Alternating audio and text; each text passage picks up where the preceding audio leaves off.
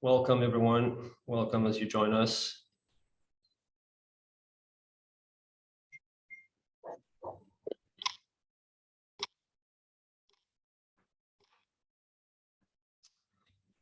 We've got 22 people online. We'll wait for a few more minutes and then get started. Welcome to this webinar organized by the CCI France UAE, the French Chamber of Commerce in the UAE.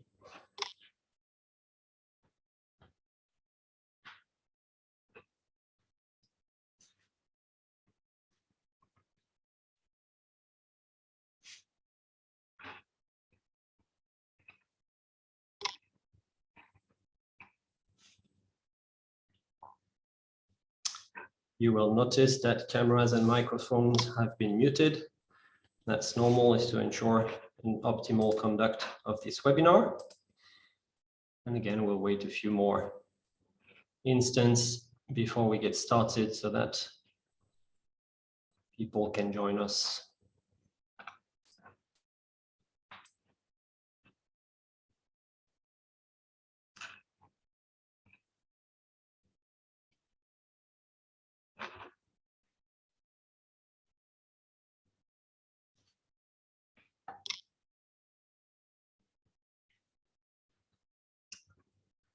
I should have prepared some kind of elevator music while we wait. Apologies for not doing so. I won't sing a song, but I promise I'll do my best to facilitate this session altogether. It's 33. Let's wait another 1-2 minutes max, and then we'll get started.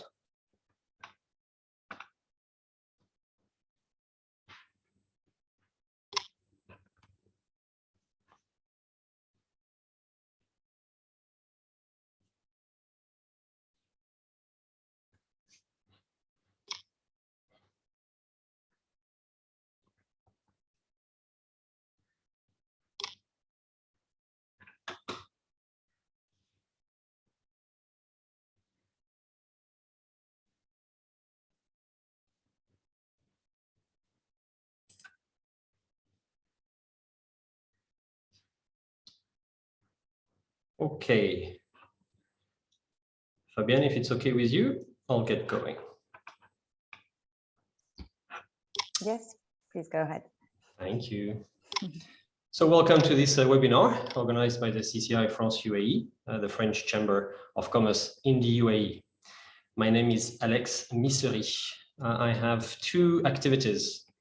First, I help organizations take a step back, hence the name of my company, A Step Back, and define their sustainability strategy and execute it. I'm also the country representative of the Climate Fresk.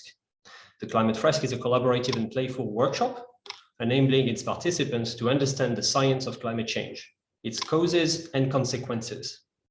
It also generates discussions on solutions we can put in place, both at an individual level and a collective level. In less than 4 years, the Climate Fresk has expanded to 50 countries, and close to 700,000 people have participated in the workshop. We're working with a number of companies, schools, and NGOs in the UAE, such as Michelin, Total, Air France, Thales, but also Fabbank and NOC with the workshop. We are in discussions with the Ministry of Climate Change to roll out the workshop to all government officials and students in the country in the context of COP28. I'm also part of the ESG task force created by the CCI France UAE to help develop and organize the ESG programs of the Chamber. This webinar is part of the launch of the CCI France UAE ESG initiatives and services to support its business community towards COP28. This event will have two parts. If we can go to the agenda slide, please. In the first part, we'll talk about the COPs. What are they? What can we learn from the COPs? From the last one and the previous ones. Paul has attended several of them.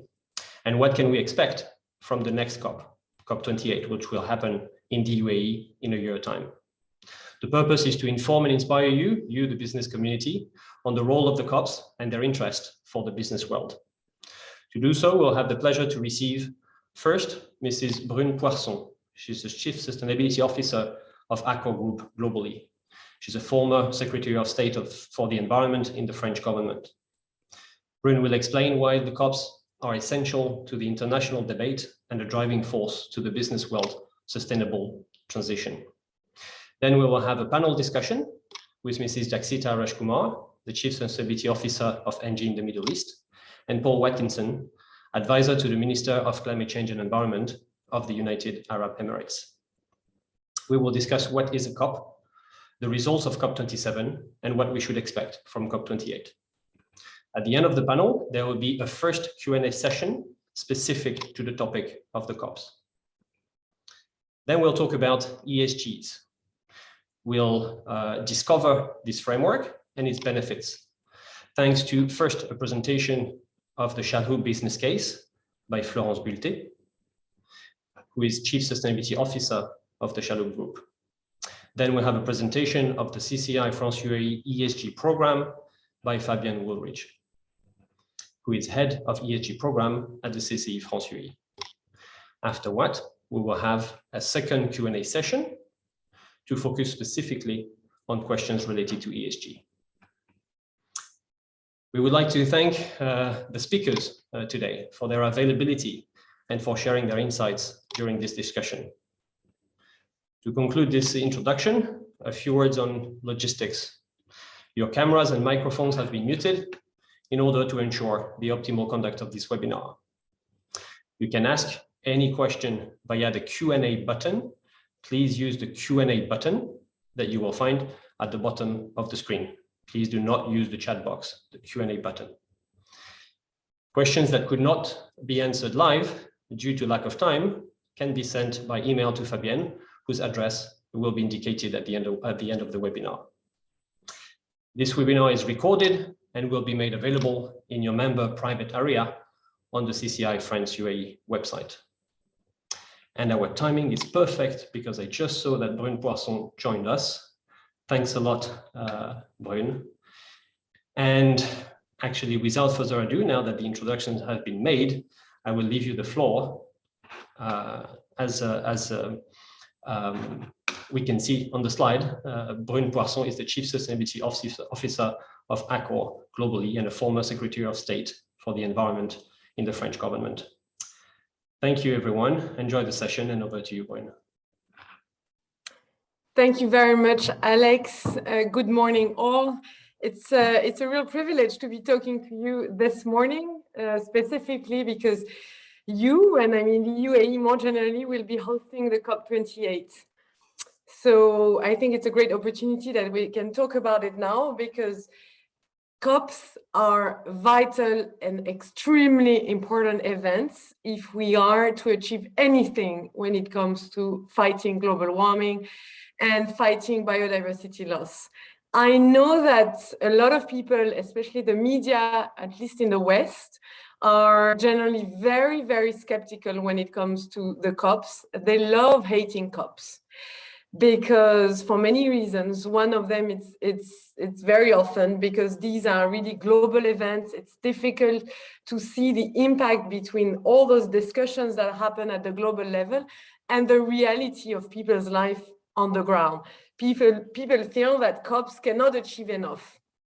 And yet they are absolutely critical. They are critical because there are areas, there are places where all the nations on the planet can talk. And not only can they talk, but they also put pressure between one another. They put pressure to each other, pressure on what they do. They have to report somehow. They are being made accountable, if not because those COPs are not binding, but because they're meeting each other. And so every country, in a way, has to say what they've done, what they've achieved over the past few months, because obviously, as you know, COPs are yearly meetings. And the COP28 specifically in the UAE has a huge role to play potentially for many reasons. First, it is because the COP in Egypt did not manage to achieve enough when it comes specifically to tackling the causes and the origins of climate change. it can be argued that a few things were achieved, especially when it comes to financing and sharing the burden of financing climate change, but certainly it did not do much to address the causes. So what will happen in the UAE would be critical, because it will actually help set a new sort of directions in those international negotiations. The UAE is also an important country because it can be, and it sits in between the Western world and the developing countries. So it can really be a platform, and it has to become and turn itself into a platform for dialogue. That should be the objective. And what it means is that the UAE has to actually work extremely hard with other nations in the world to really prepare for those COPs. What happened during the COP is actually generally very little. All the real work happens before.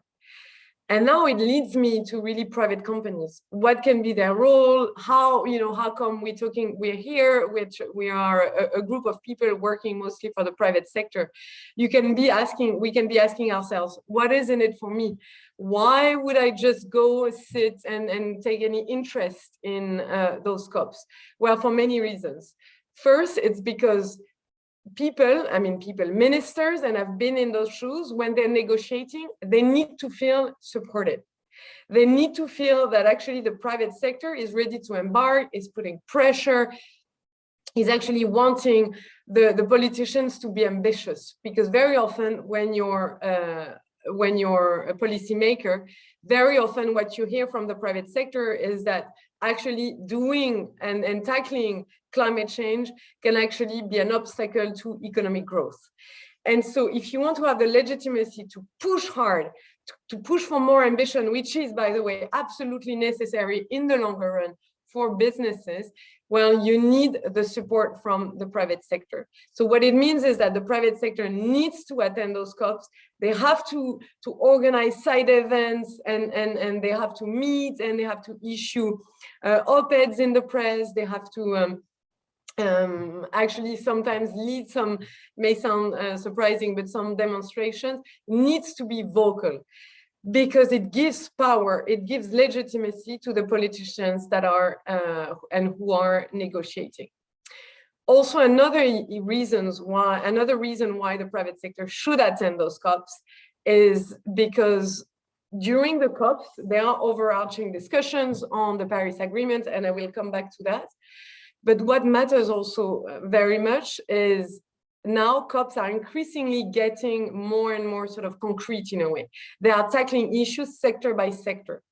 And what is being discussed during those COPs, between ministers, let's say, for example, in the fashion area, or in the building construction area, or in the car manufacturing area, may have consequences in terms of local regulation, at least at the national level. That's why those discussions are critical. They happen on the sidelines of the COPs, but they may have important consequences for private businesses. That's why they should attend, they should be part of the discussion.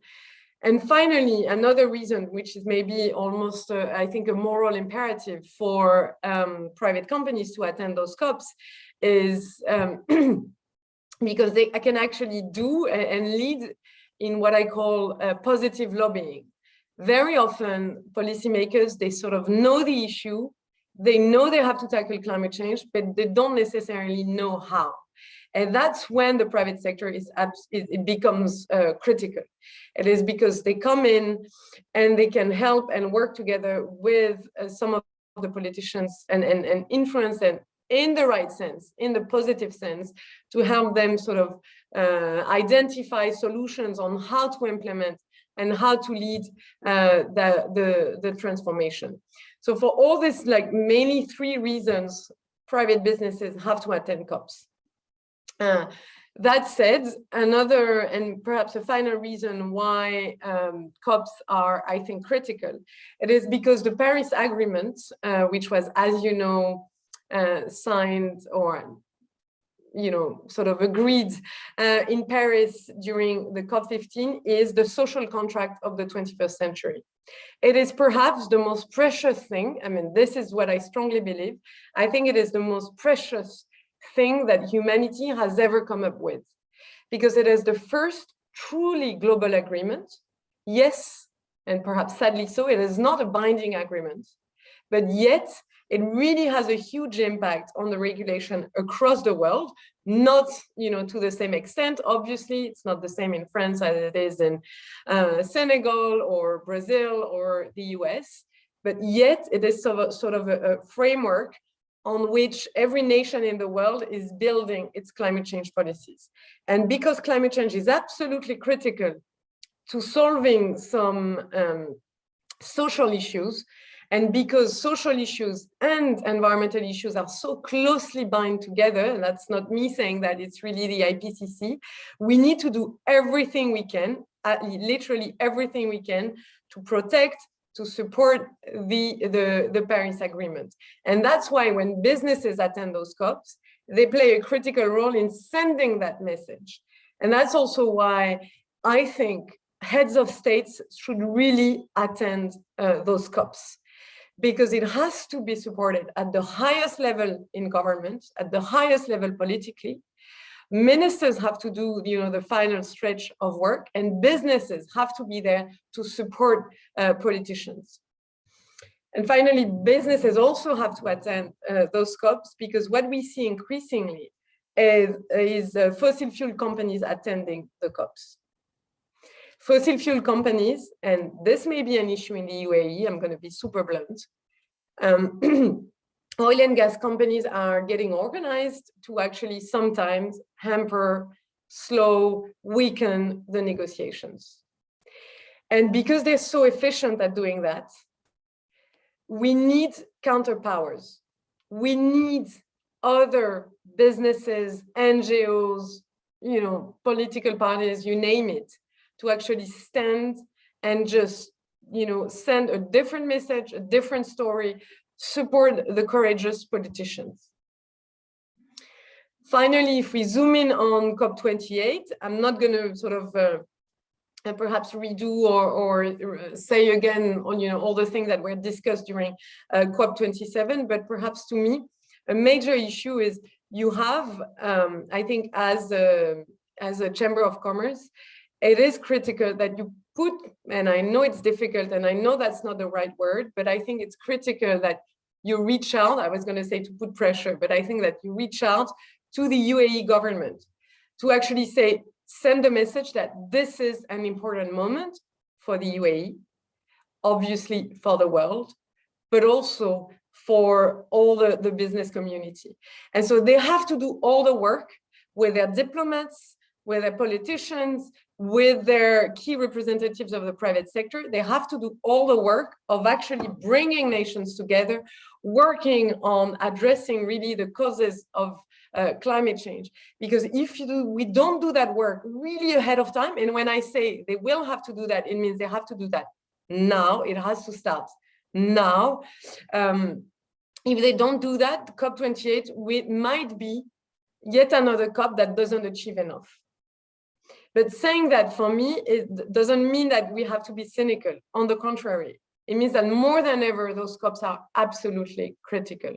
Trust me, this is perhaps the only place where nations who hate each other sometimes talk, speak, try and find common solutions. Very often they don't, but still it is absolutely critical. And also I can just tell you, as a minister, when I attended those COPs, you create personal, interpersonal bonds, you create almost friendships. And those friendships can go, in between ministers, for example, those friendships can go a really long way in achieving major change in the negotiations. And that's why I can only encourage you to push really the UAE government. I've been talking a lot. It's not easy because I don't see everything on the screen, and I don't know whether what I shared with you is fully relevant, but I'm more than happy perhaps to answer a few questions. Then very unfortunately, I'll have to go, and I would have loved to say also, because I can see Paul here and other people that I really want to listen to and hear, because they have great experience also of those COPs, those critical moments. So this was really sort of a rallying cry and rallying call in favor of the COPs. I'm sick and tired of hearing that they're not useful. They are absolutely vital for humanity, for businesses, for countries.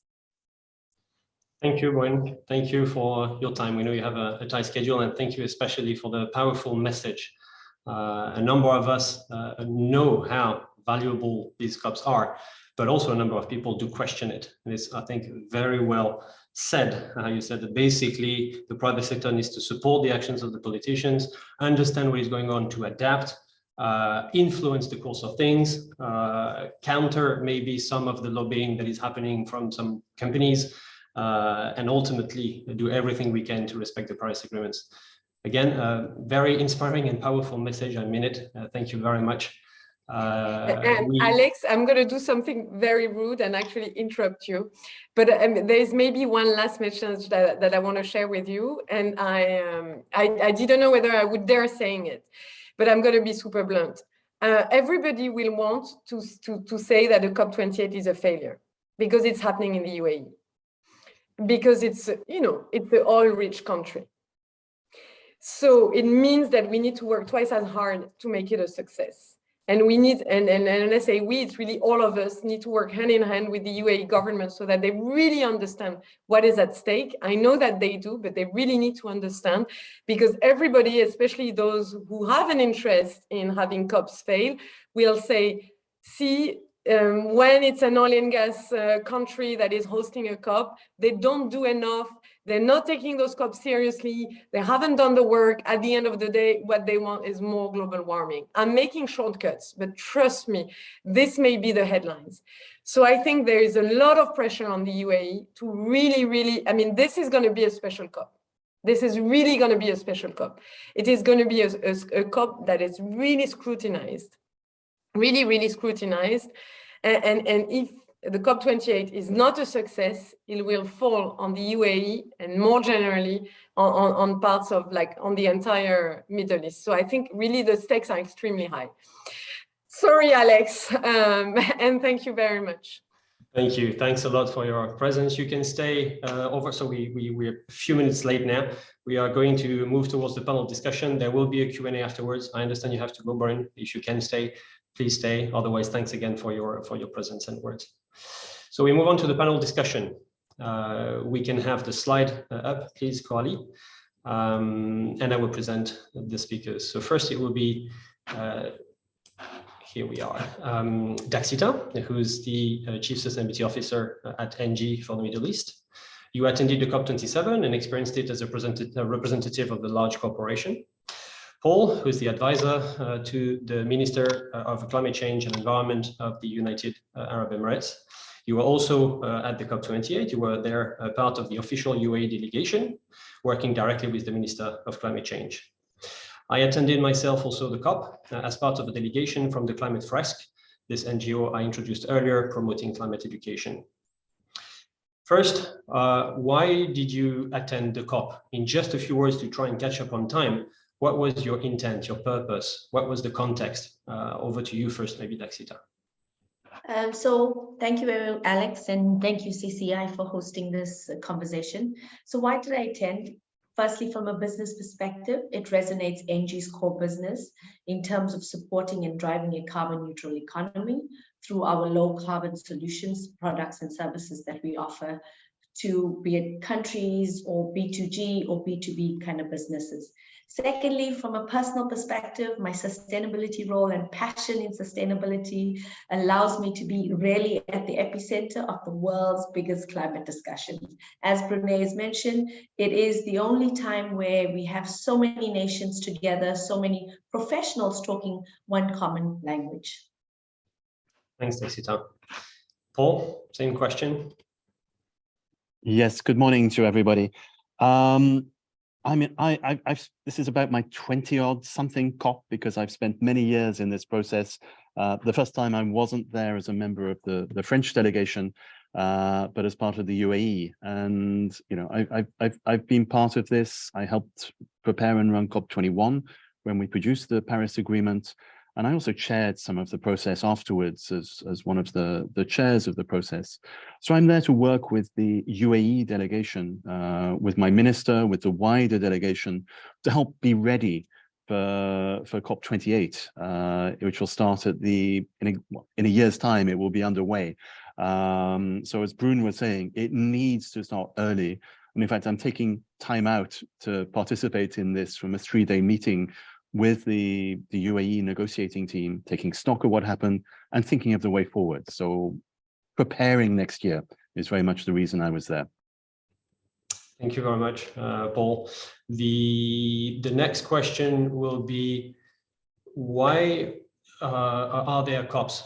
Who organizes them? And what is their purpose? And that question obviously is to you, Paul. Well, a COP is literally a conference of the parties, COP, and the parties are governments, the almost 200 governments that are parties to the original Climate Change Convention adopted in Rio 30 years ago, and the Paris Agreement. 1 or 2 parties still haven't yet ratified Paris, but it's essentially the same group. So a COP is a place for taking major political decisions at an international level, including when we adopted the Paris Agreement in 2015. It was the COP that undertook that role. It's also been very active since in setting out the detailed rules on how the Paris Agreement will be implemented, the transparency rules that say how governments will report on their actions to ensure credibility and create confidence that what's being delivered is what was said would be delivered. Setting out rules for collaborating, particularly supporting some of the weakest countries through solidarity, through mobilizing finance and technology. And so the COP has a role in setting out these rules and also in following them up, because it's about accountability, which is a central role and will become very much at the heart of the work in the coming years. But a COP is also a very political moment. And in particular, in recent years, we have seen COPs organizing summits of heads and state and government. We saw that in Sharm el-Sheikh. We saw it in Glasgow next year. And I'm certain it will be part of the conference that we organize here in the UAE in a year's time. And that is not to get into the micro details, but to send very clear messages on the pathway, the need for ambition and for implementation to be strengthened and to move forward, to drive the transition. So it's at political level. And finally, it is increasingly a space for non-party stakeholders to play a key role, be that business, the private sector, the financial community, cities and other local governments, and of course, civil society, and finding a way to structure that contribution, a place which was traditionally a multilateral framework. Increasingly, we've been developing an action agenda around it, which enables us to mobilize and support that action and to make sure it is part of the driving the real ambition we need to keep global warming to 1.5 degrees. Thank you. So literally a conference for all the parties. When we came back, I guess it was the same for you. I always had the question, came back from COP27 months ago in Sharm el-Sheikh. The most frequent question, at least the first one, is, what does the COP look like? What is it? Daxita, could you help us answer that question, please? Absolutely. So a COP is always broken up into 2 official zones, and obviously there's a lot of side events, but I will just focus on the 2 zones.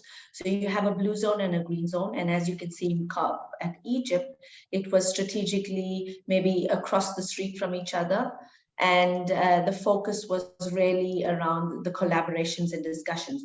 But COPs are busy, they're buzzing with people wanting to address the same challenges or highlight their solutions. Ultimately, the blue zone, which is managed by the UNFCCC, is a restricted access, allowing for country presidents, negotiators, country parties, observers, or non-party state organizations like private sector businesses, UN-affiliated organizations, media, that are all represented in the blue zone. It is broken up into a main plenary area, which is, you will see main discussions, speakers, panels, representatives talking from a country level, where they address some of these challenges, where they look at some of the solutions and also have a global stock take of where we are at present. So we also, in the Blue Zone, you do have side plenary rooms that also kind of cross-reference the same conversations, which is strategic in terms of maintaining the momentum in terms of where we are in alignment with the Paris Agreement. In the Blue Zone specifically, you have large exhibition stands or areas where it focuses on country pavilions. Here, their country representatives are ultimately showcasing their solutions, what actions they have taken within their countries.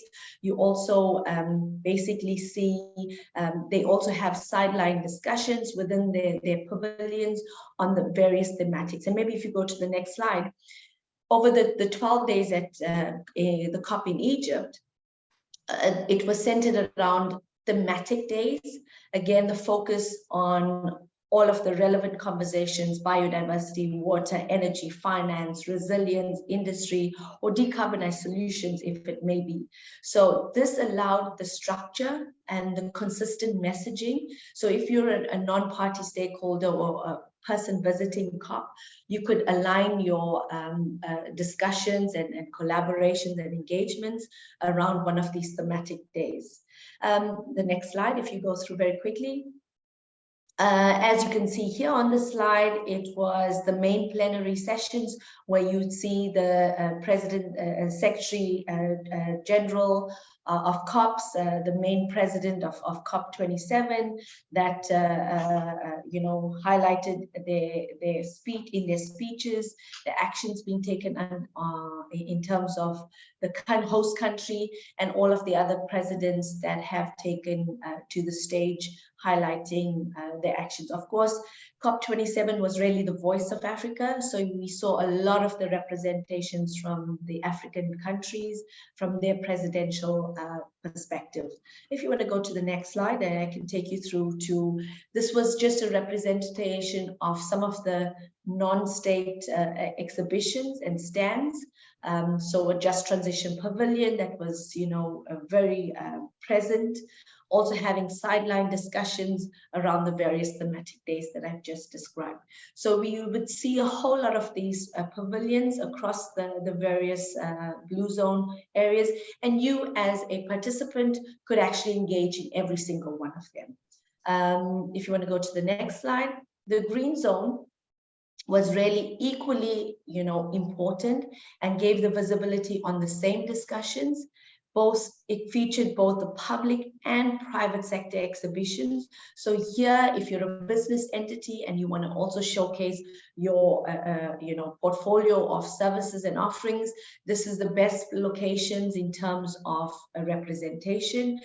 You have engagements from both public, private, and from a citizen. So whether you're a university or academia, or if you're just a private sector business that wants to understand and have a better leverage of what COPs are, this is the best zone to actually showcase those abilities and capabilities.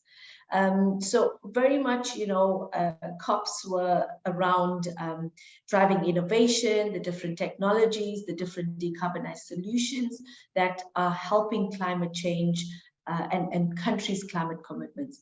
Of course, you did have the major side events and exhibitions that was within maybe a 1.5 to 2 kilometer radius, like the Saudi Green Initiative. They hosted their programs in a separate zone. You also had the Innovation and Climate Action Zone, but again, all on the same messaging to address one common goal. Thank you. Thanks, Axitin. Indeed, I also perceived, as we saw in one of the pictures, basically when we talk about pavilions, you might have heard the pavilion of that country, the pavilion of that NGO, basically so that everyone understands, they are stands, booth, yes, just like in a fair, professional fair. We'll probably come back to this later. COP27, first poll, what were your key objectives, results, and learnings? Try and keep it within 3 minutes if possible. Thank you. Great. Well, as I said before, I went to COP27 as a member of the UAE delegation, very much with a view to preparing COP28. And I remember doing the same back in Lima in 2014, ahead of the Paris COP, which produced the Paris Agreement. So part of it was helping to prepare to work with the UAE team as it shares, it learns and share experience as it moves towards organizing and running a COP in a year's time. And I think there was a lot of discussion, a lot of reaching out, a lot of learning about how a process works, drawing some experiences from what maybe doesn't work so well. And I think that will show in the preparation, which is going to be undertaken over the coming year. I think in terms of what we got out of COP27, I think Brune Poisson said before, it was maybe not doing enough on the causes of climate change. And I understand that. I think one of the perceptions from the Egyptian point of view is that they wanted to do a COP which was more a COP of the South, focusing on some of the priorities for developing countries, particularly around adaptation, finance mobilization, and the question of loss and damage, how to address the impacts of climate change, which leave lasting traces you cannot simply adapt to or manage without. And on those grounds, Sharm el-Sheikh was to some extent rebalancing the picture from Glasgow, which was run by the UK as a COP of the North, focusing on mitigation and a number of related issues. Now, both of those arguments have some truth. I think the question is how to make sure that the whole of the Paris Agreement is moved forward. And certainly, I think Glasgow moved far forward on the mitigation side. And usefully, there were important decisions taken in Sharm el-Sheikh, particularly to set up a new fund to support action in developing countries on loss and damage. There was also, and this is where I think Daxita's reaction would be very interesting, a very large participation from the business community, from multilateral organizations, from other parts of civil society, very active in the blue zone as well as the green zone. What I think was perhaps missing in this conference was a way of structuring and amplifying some of the messages that came over there. If I go back to the Glasgow conference a year ago, many of us felt a little bit overwhelmed at times by the number of announcements and the way it was packaged, whereas it was a bit underwhelming in Sharm el-Sheikh, and yet a lot was going on. And I think one of the challenges is how to focus that and to channel that so that we see not just progress at the government level, but progress at the level of non-state actors. We have the high-level champions from the two presidencies. Last year it was UK and Egypt. The UAE and Egypt will run it in the coming year, managing some of that. And I think a key challenge of coming out of Sharm el-Sheikh is how can that side be improved so that we pick up better the action that's going on. Thank you, Paul. Daxita, same question. Key objectives, goals, learnings. So for us as a business, or from a business perspective, again, it is instrumental that we have that alliance, whether it's through MOUs, agreements, or public-private partnership, to support countries' climate commitments. And just to give you an example, is we've signed just before the start of COP with the Egyptian government, awarded a renewable wind power project to help with the energy transition in Egypt. Another agreement that we, kind of signed an MOU was on green hydrogen. So these are all of the business results and the business, actions that we would like to participate in, and we have, ensured as a result from these COPs. Of course, the big focus for us as a business was around energy, water, biodiversity, and showcasing, decarbonized solutions, whether it is through hydrogen or energy efficiency or green desalination. So again, very, optimal for us as a business and key. And so working in alliance with the public sector or at government level was really fundamental for us in terms of learnings and the results. Thank you. So like I said earlier, I attended as part of a delegation from an NGO called the Climate Fresk. And I think that there's some relevance that I share our experience, because basically we acted as a small business. Daxita represents a large corporation. We acted as a small business. There were a dozen of us present at COP. our main purpose. So the Climate Fresk is a workshop that enables the participants to understand climate change, causes, consequences, and solutions. So obviously our purpose, one of the first reasons why we were there, it was to facilitate the workshops, for participants there, because trying it is loving it.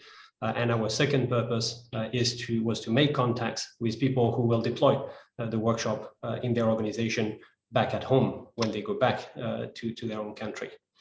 And of course, it was to train new facilitators so that we have more people who are able to play the game and facilitate the workshop in their country. The results for us is that we facilitated the workshop for over 80 people in the close to 2 weeks of the conference. We trained close to 40 people, enabled more than 100 people to experience the workshop in a short time. We have a way to do this. And so consequently, we made 100 contacts from these 40 countries for this global expansion, which means that for a small business, 100 qualified contacts is, I think, very decent. And 40 people who will most probably facilitate workshop as they go home is also very decent for us as a result. We were very happy with that.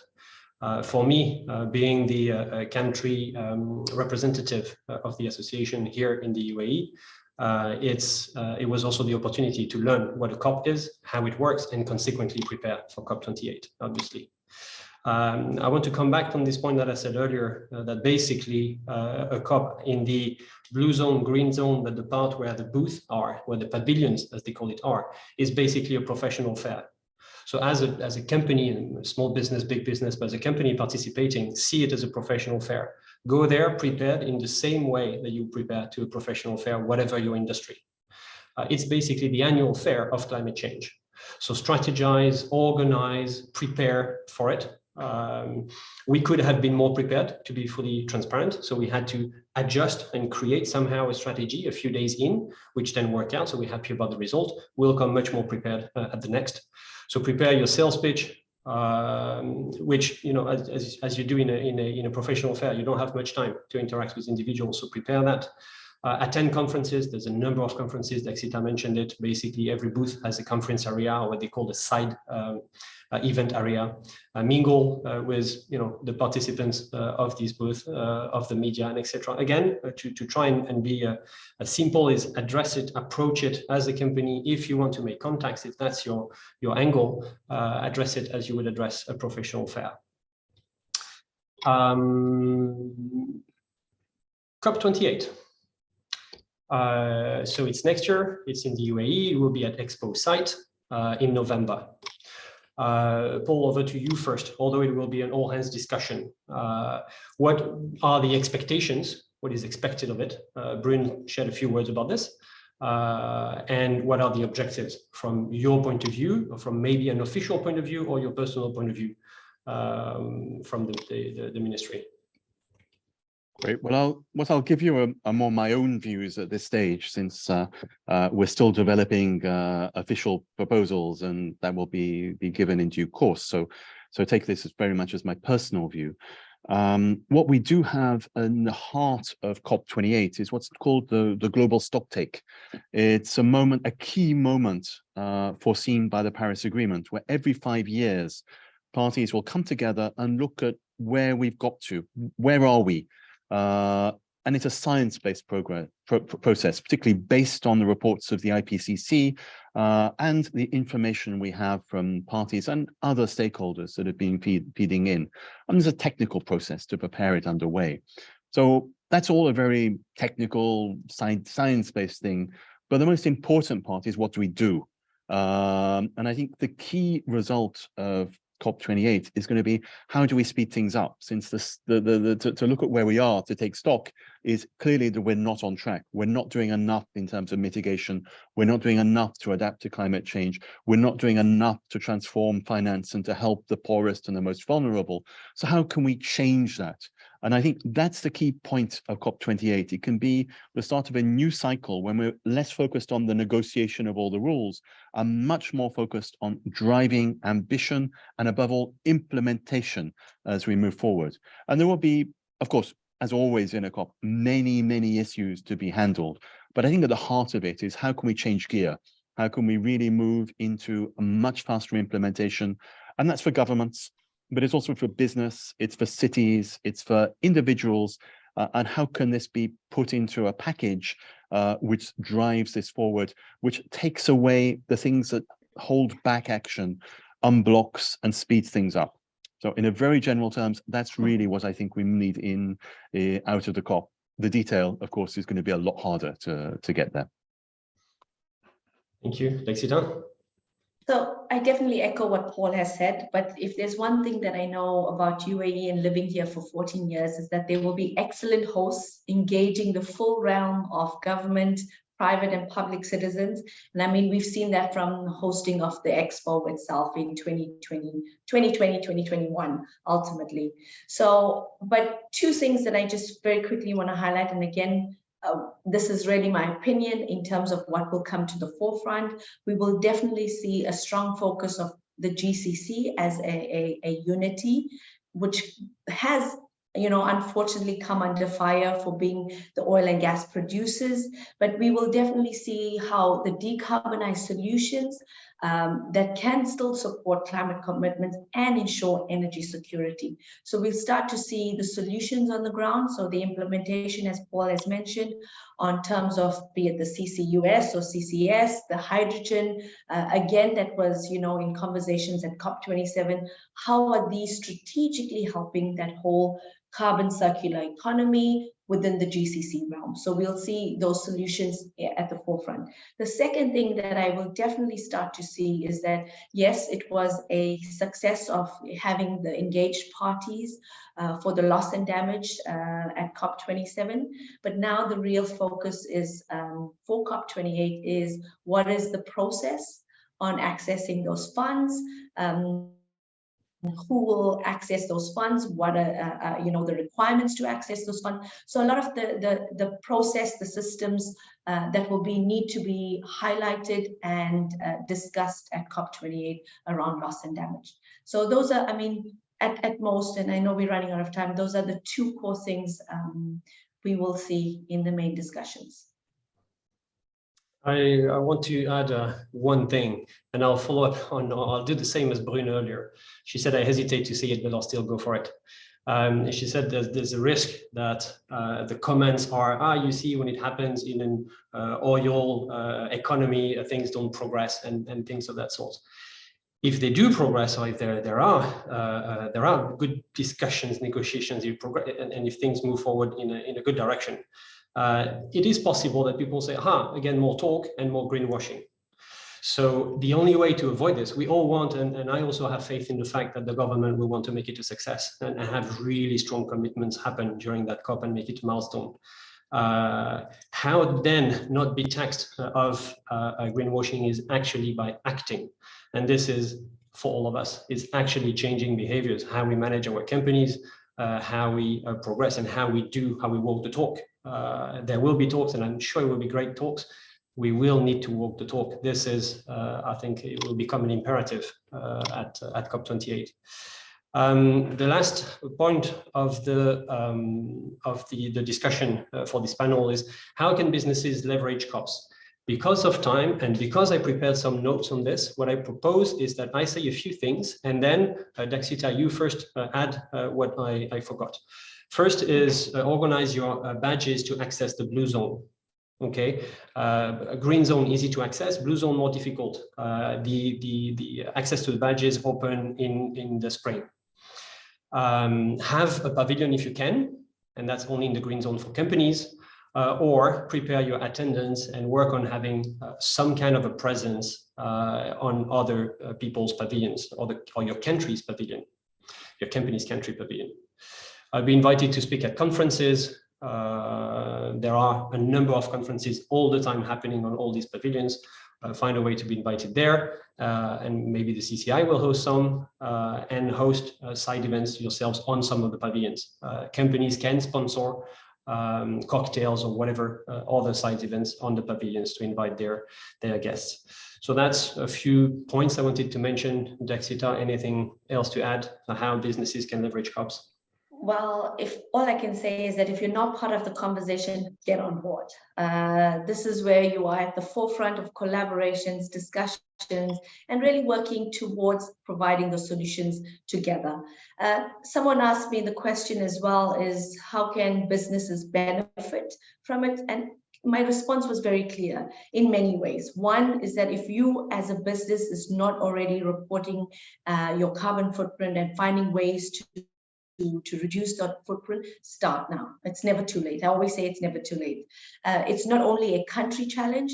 I think businesses and we as people play an integral role on fighting climate change together. So from a business perspective, if you think that you are not, a big business that has a big impact, every business has a business impact, every individual. So look at your business from a circular approach. What are your upstream, downstream activities that you can influence and work with others to decarbonize, and whether that is with your suppliers, start those conversations. And again, COP allows that and allows that interactions and engagements to understand what are the solutions, who you can engage with, and how to adopt it. So no one is void from saying they're not part of the bigger picture. You are. So be present, be active, and engage at all levels. And as long as you walk the talk, it's not greenwashing. So yeah, just do it. Paul, Absolutely. one word on this, an addition or? Well, I think one thing which is going to be central to this COP is talking about solutions, pragmatic ways forward in terms of the energy transition, in terms of a just transition in particular, in terms of food security, in terms of many other fields. And in all of these, I know the business community is going to bring many of those solutions. But I think the key point, and it picks up on what you've been saying, is it also has to be about accountability. It's not enough to come and say, I'm doing something. It's about coming, I'm doing something, and here's how I show it. And I think that we've had a lot of announcements over the years. The key point now is to talk about how to follow them up, to track implementation. We're doing it for parties under the Paris Agreement. I think it's vital that with the business community, with the financial sector, with all the other actors who are coming on board, wanting to be part of those solutions, it's also about the delivery and proving delivery as we go forward, because that's what creates confidence. That is what will avoid greenwashing. Thank you. We move on to Q&A. So what we'll do is I'll give you a few seconds, anyone who has a question, to go to the Q&A box at the bottom and enter your question.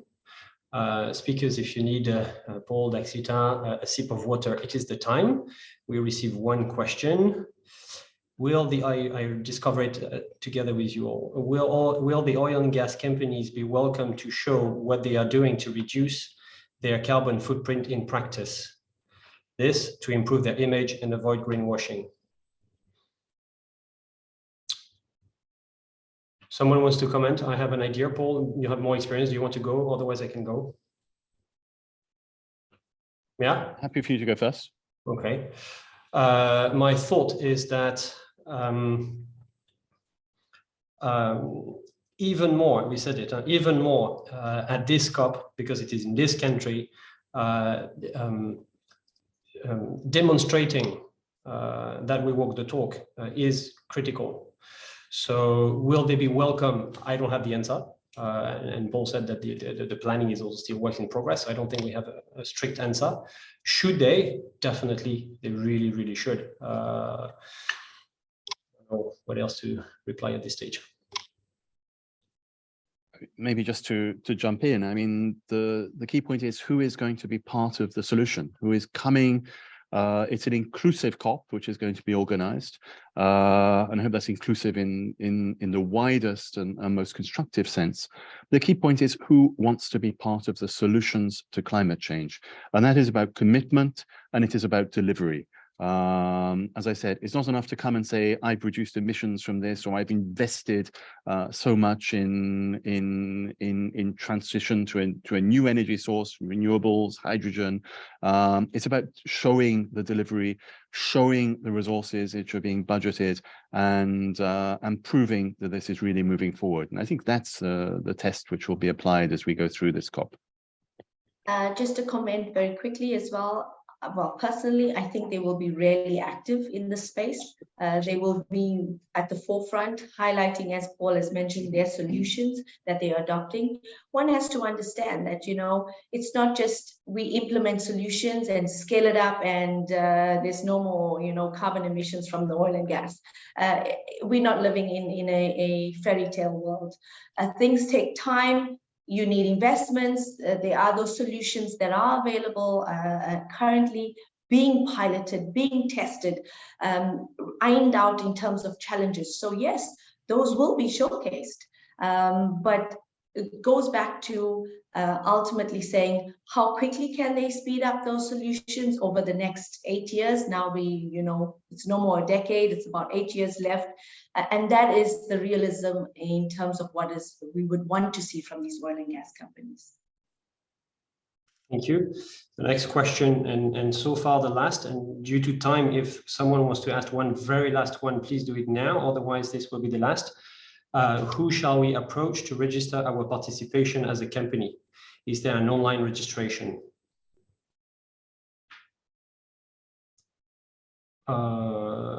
I have an idea of the answer, but this time, Paul, I'd like that you go first. I'm sure you know better than me. Well, I mean, I can't give all the answers to this because I'm sure there will be specific measures which are developed in the coming year for participation, particularly at a national level. Usually, registration for the main blue zone goes through organizations which bring together many companies. It's not individual companies being observers in the process. It's things like the Chambers of Commerce, it's things like the World Business Council on Sustainable Development, and it's other structures of that sort which can allow participation in the main zone. Of course, as you said, the green zone has a greater access, and I think what will be interesting for us is how we can facilitate active participation of key actors, including business, in the work which is taking place. How we can do that in an innovative way is something we will be thinking about to ensure that it works. Thank you. Next question. You said SMEs are welcome, but how can we take part in the COP28, the event itself? Can we participate to conferences, side events, etc.? Yes, for that you need a badge. In the blue zone, the green zone access is much more open. I think, Fabienne, that we need to follow up with the community as soon as there's more information on how to get a blue zone badge. We need to get back to the community. The United Nations themselves, in my understanding, manage this. I'm sure there are rules that are, consistent year over year. But there might be some specificities. We'll get back to the community on this. The number of conferences, workshops organized by the pavilions during COP27 seem overwhelming. Were they really relevant? What format, etc., would you recommend to make them so? Maybe I will answer this a little bit. So yes, every single conference, workshop is never not relevant. It's always relevant. It speaks to the volumes of the participants and of the interest of the participants. So yes, it is overwhelming, but once you understand the agenda and once you understand who's going to be representative, then you actually align your diaries, your affiliations directly with those discussions. So to help the anxiety of just being present, but definitely different countries have different discussions, or different pavilions may showcase different technologies, different solutions. So it all goes back to what's your appetite, what is your business or core business approach, and then you start to align your diaries and agendas.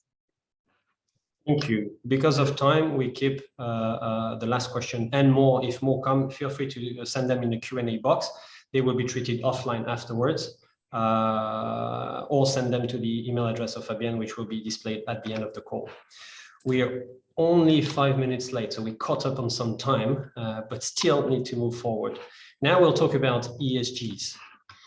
We'll discover the framework and its benefits. And to start doing so, we'll have a presentation by Florence Bulté, who's the Chief Sustainability Officer of the Chalhoub Group, on the Chalhoub business case.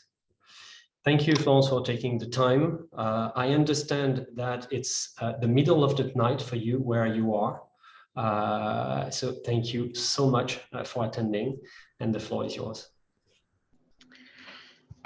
Thank you, Alex, and good morning, everybody. Sorry for the background, but indeed it's the middle of the night. So, what we wanted to do is to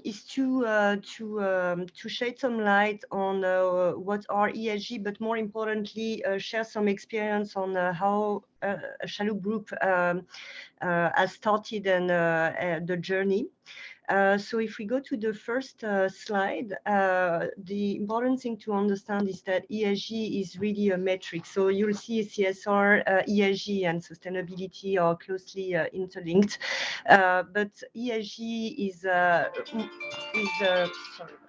is really how the sense of responsibility of the company towards society, environment, and how it organizes itself to make sure the business is managed in full transparency and according to business ethics.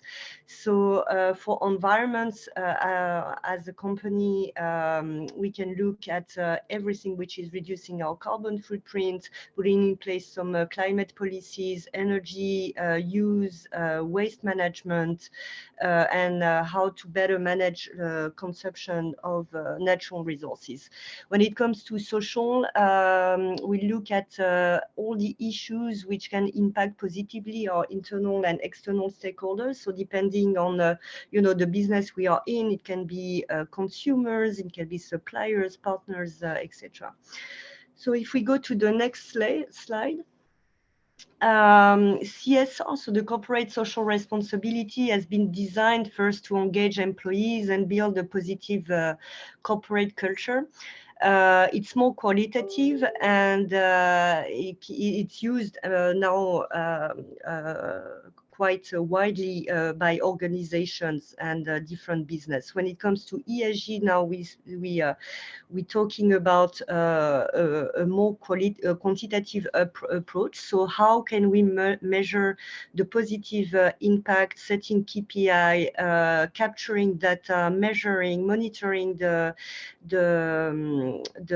improvement on all the environmental, social, and governance matters. And the combination of both would be how a company can club CSR and ESG to define their sustainability strategy. So sustainability is a wider term. If we go to the next slide. So this is just, it's not exhaustive, it's just an example of how at Chalhoub Group we are defining ESG matters and what fall inside. Obviously, it's linked to the fact that we are a retailer and distributor of luxury products in the region, but it's also linked to the fact that we operate in the Middle East, linked to the nature of our stakeholder and the nature of our business.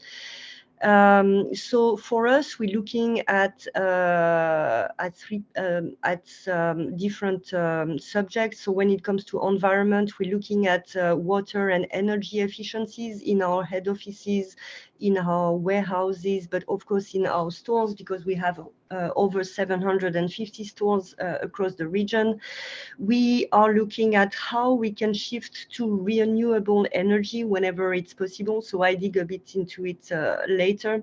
How we can manage waste, knowing that a lot of waste also is under our control, but a lot of waste is not under our control when it comes to product packaging, etc. We're working with our suppliers to reduce this waste.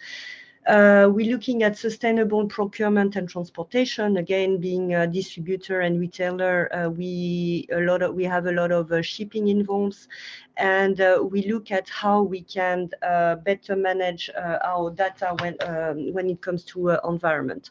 When it comes to social, obviously, we have a very strong diversity and inclusion strategy, so I'll dig into it again later. We have a human rights program that we've developed 2 years ago, ago, and we're still in the process of developing and obviously assessing and monitoring every year. Of course, we're looking at health and safety, and we're working very closely with logistics and our procurement department to make sure we know what our suppliers, our brands are doing, and also what they're putting in place themselves from an ESG perspective. And in terms of governance, so this is I would say, the backbone of what we do. So making sure that we have a very strong processes and policies in place to conduct our business in a responsible way and ethical way. So and as you can see, each and every of these matters are linked to the 17 SDGs. So everything is interlinked, but again, I'll show you later how our strategy relates to global agendas. So if we go to the next slide. So obviously, so this is part of what I was touching on previously.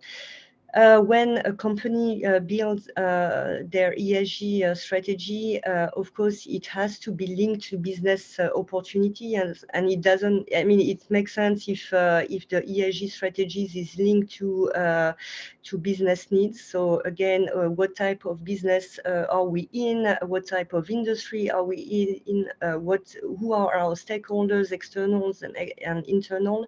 And of course, the socio-economic needs of the region. So we are, as a group, we are operating in 9 countries in the Middle East, and obviously this is a very important component. And some of our ESG's KPIs are based on the fact that we operate in the region with the challenges and the strengths of the region. So if we go to the next slide.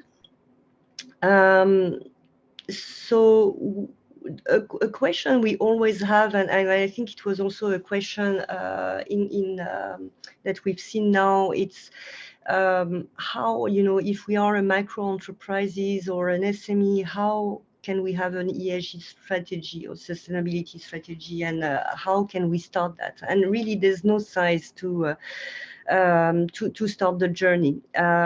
So first, obviously, we need to have the leadership buying. So the decision needs to come to the top and needs to be relayed from the top and strongly back up from the top, because there's a strong also financial component. So without the buying from the leadership, it's a bit challenging. Ideally, assign an accountable team. Then again, depending on the size of the company, it can be, and we see it in a lot of companies, it can be a stretch assignment from people in the company. Then, as I was saying, align the sustainability strategy with your organization, meaning with your type of industry, your challenges, your need, and also the region you are operating it. Otherwise, it doesn't make sense. And more importantly, set targets. So here we are shifting into the quantitative side. So set targets, but also have in place some tools to really measure what you're doing and monitor what you're doing, and make sure you are on track to achieve this target and to improve. So if we go to the next slide. So what does it mean for us really as a group?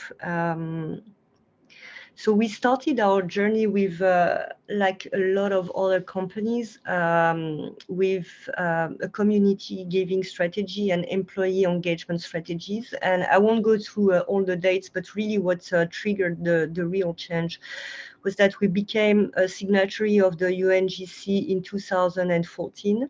So that implied that we had to report on a yearly basis on our sustainability effort. And at that time, we decided to create a freestanding sustainability department. and we developed a full sustainability strategy.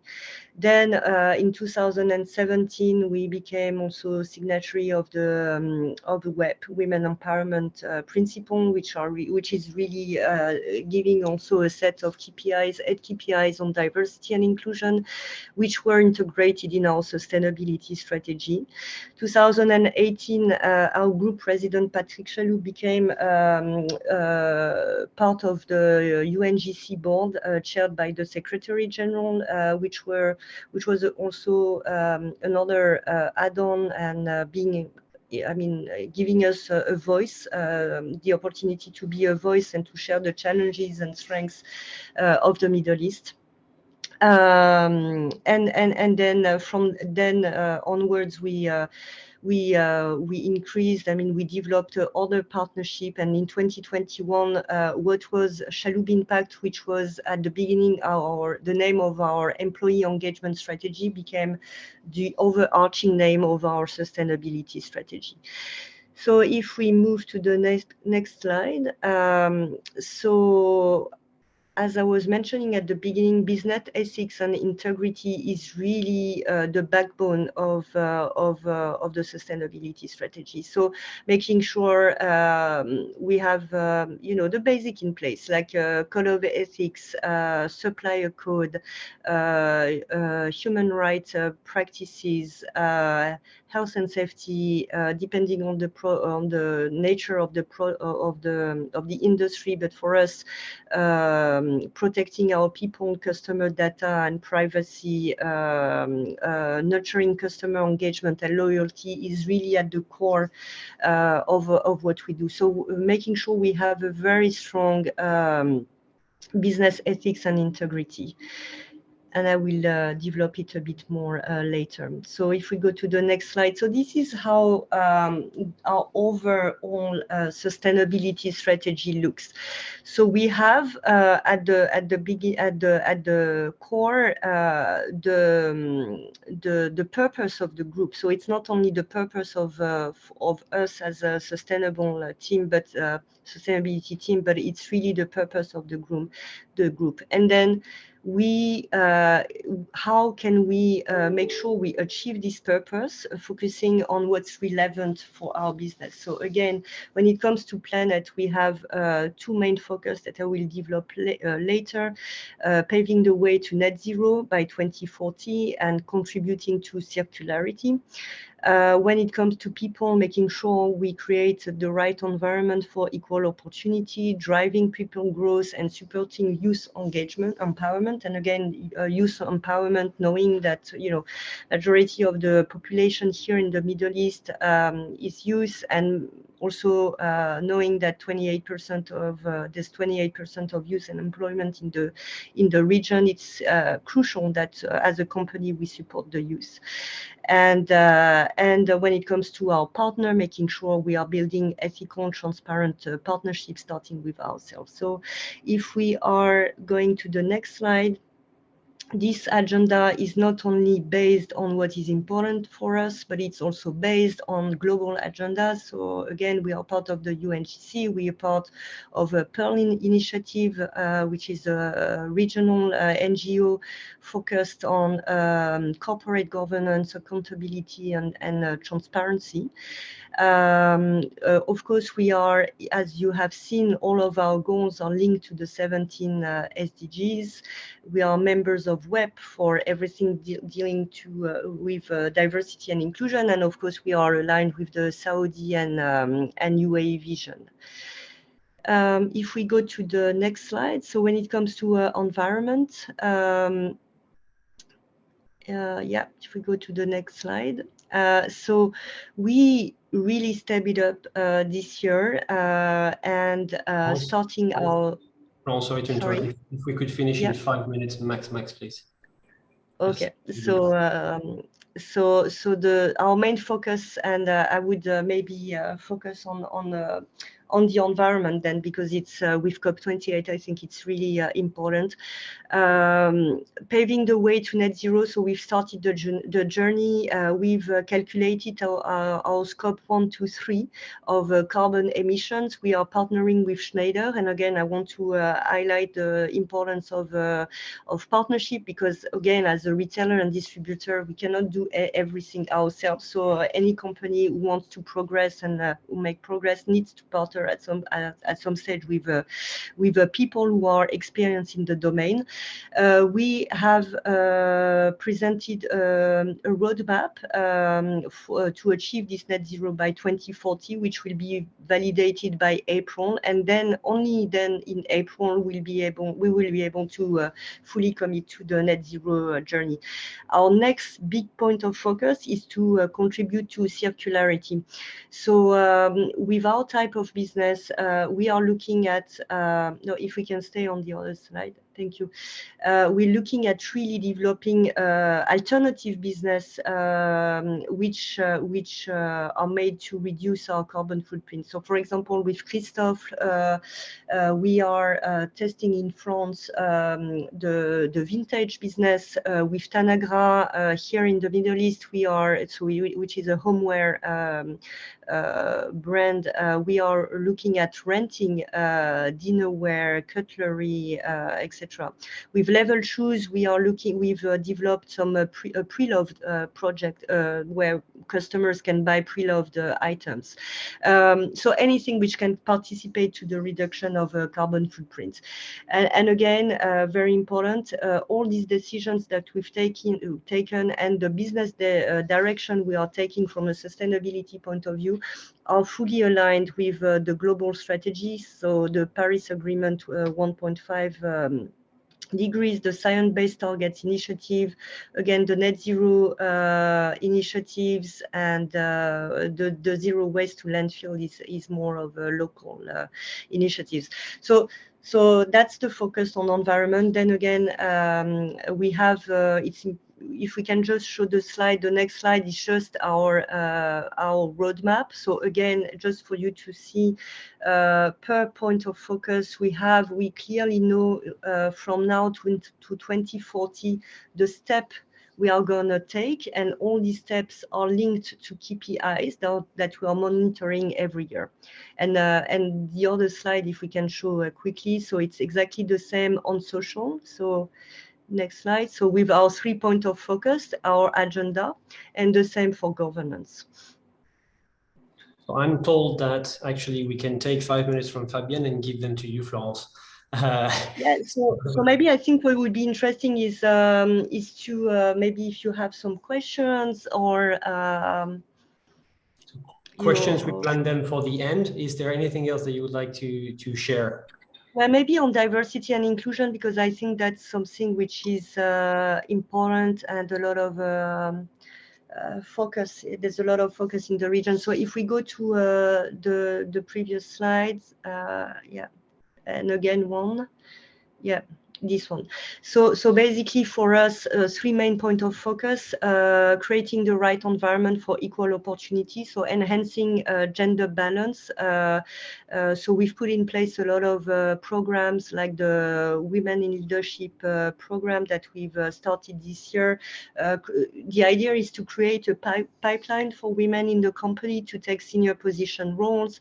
A huge focus on people with determination. So we are now recruiting actively in our head office, warehouses, but also in our stores. And we've been equipping all our stores with to better include and welcome people with determination, whereas they are customers or employees. Driving people growth is all about making sure our employees are trained. So we have, for example, Shaloub University. It's an e-learning platform where we have hundreds of training where people can also take charge of their own training, meaning so they are given training with HR and managers, but we have a program which is called It Starts With You, where they can completely, let's say, if I'm a marketeer and I want to know more about finance, I can develop my own courses learning about finance. So it's also cross-functional. and supporting youth empowerment. We have more than 10 partnerships with universities where we share knowledge. So we give business cases, for example, with AUS in the UAE, with EFAT University in Saudi, with Sciences Po in France. So we give them business challenges, and we are working on real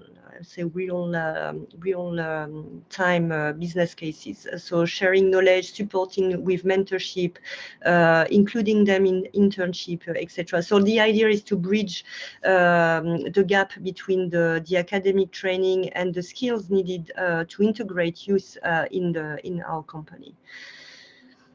So Thank you. I've tried my best to Thanks a lot. summarize. Thank you very much. Can you stay another 10 minutes with us until the end so that there can be some questions at the end? Yeah, sure. Yeah. Sure, no problem.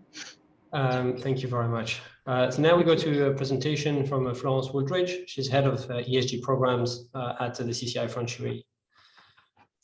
Thank you, Alex, and good afternoon, everyone.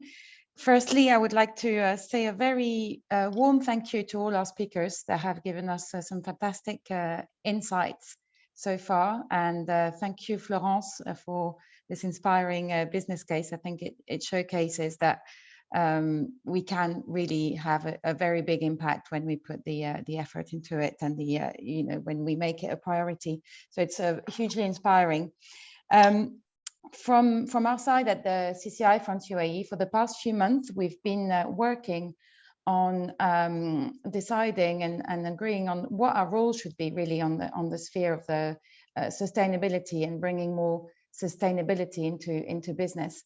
And what we strongly feel is that it's essential for us to put sustainability at the core of our strategy and position ourselves as a real contributor to the ESG and sustainability debate here in the UAE amongst our community, but also regionally.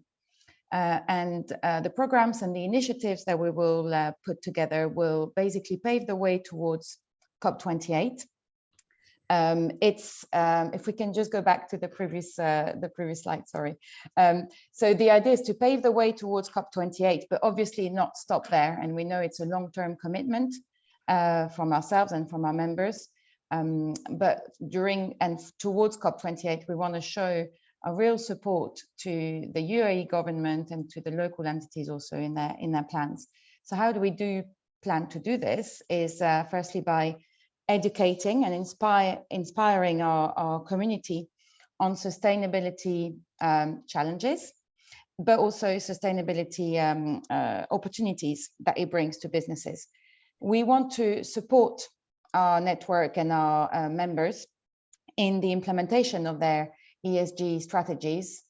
And we want to establish ourselves as a key partner, not only to our members, but also to local entities and to the Team France Expo as well in the run-up to COP28. So can we move on to the next slide, please? So how will this translate practically?